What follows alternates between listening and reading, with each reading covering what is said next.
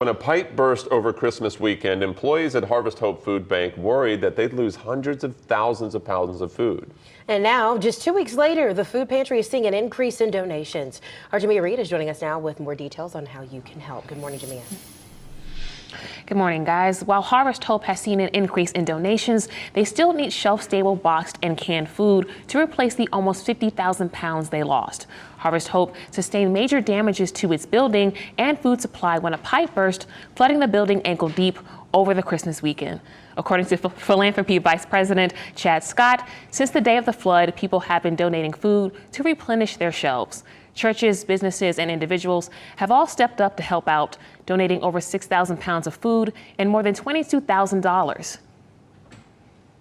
Today, WYFF News 4 is teaming up with Ingles for a Day for Giving Harvest Hope food drive. You can help Harvest Hope recover by donating some of the most needed items. We have a full list on WYFF4.com. The Day for Giving Harvest Hope food drive will start later this morning at 9 and run until 7 p.m. at the Ingles on Locust Hill Road in Greer. Patrick?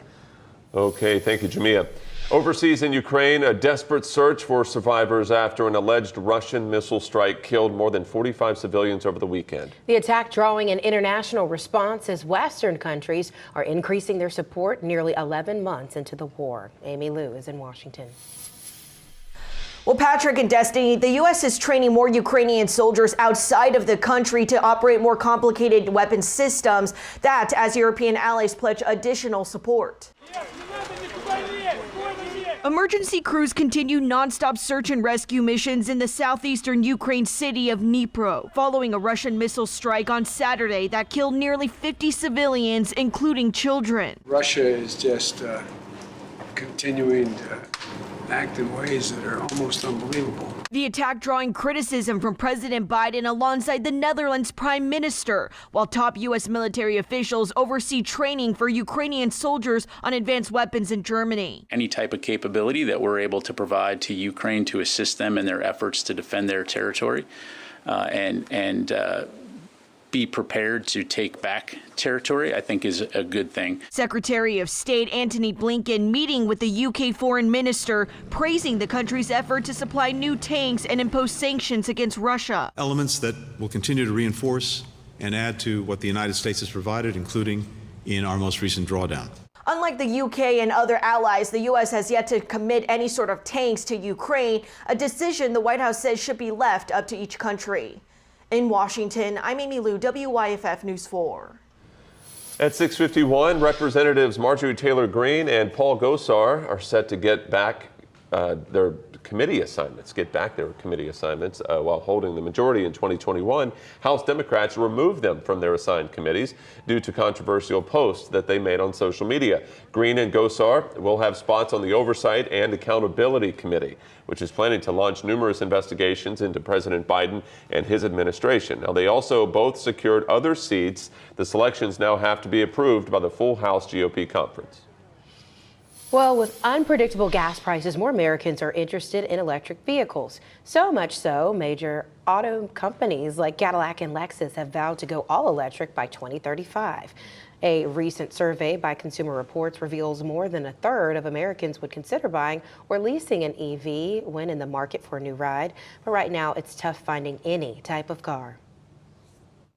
There's difficulty in the industry building vehicles in general, and EVs being the newest thing on the block with the latest technology are just more difficult to build, and ultimately the supply is just not there. And because of the limited supply, experts say you should expect a little sticker shock. According to Kelley Blue Book, on average, a new EV now costs around $64,000. That's nearly $16,000 more than the overall industry average. But experts say shifting from gas to electric can help you save money down the road when it comes to gas and maintenance. 6:52 now, and Apple is upgrading two popular devices with its newest generation of computer chips. On Tuesday, the tech giant launched two new chips, the M2 Pro and the M2 Max. Apple touts both chips as being more powerful and versatile than ever.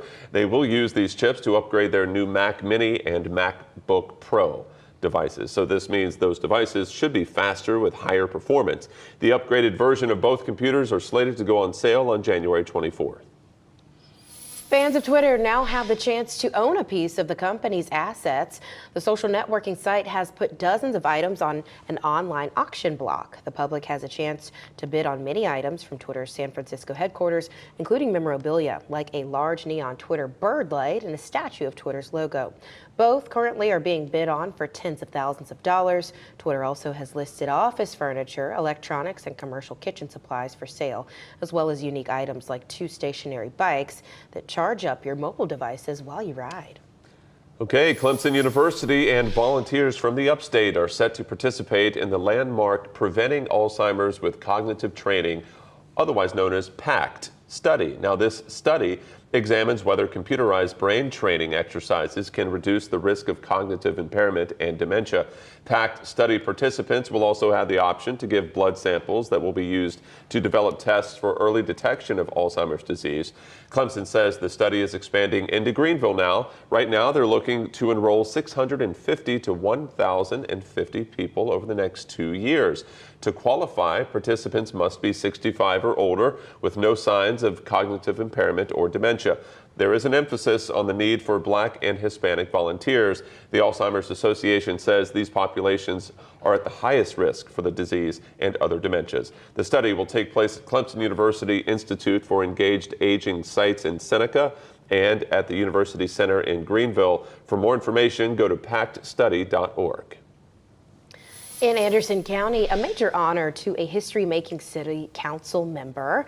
A painting is now up at the Westside Community Center for Councilwoman Beatrice Thompson. In 1976, she became the first African-American person elected to the Anderson City Council. Now at 90 years old, she is still in office. Joey Withenarts is the artist behind the painting. Thompson says he was able to capture not only her physical features, but personality too. I think it portrays happiness. I think it portrays concern.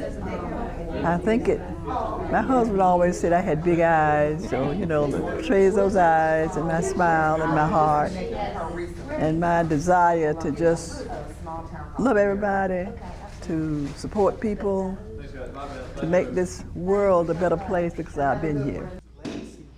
Now, when asked about her possibly retiring, Thompson says that will only happen when God says it's time. Okay, the Pulitzer Prize winning artist created a larger-than-life mural of Buffalo Bills safety Damar Hamlin in Buffalo. Check this out. The mural shows Hamlin making a heart sign with his hands while wearing his number 3 jersey. He's in full uniform there. The artist behind it, Adam Ziglis, is the staff cartoonist for the Buffalo News, and he says the mural represents people from all over the country coming together to support Hamlin and the city of Buffalo. That mural is in Larkin Square, an urban park and event venue.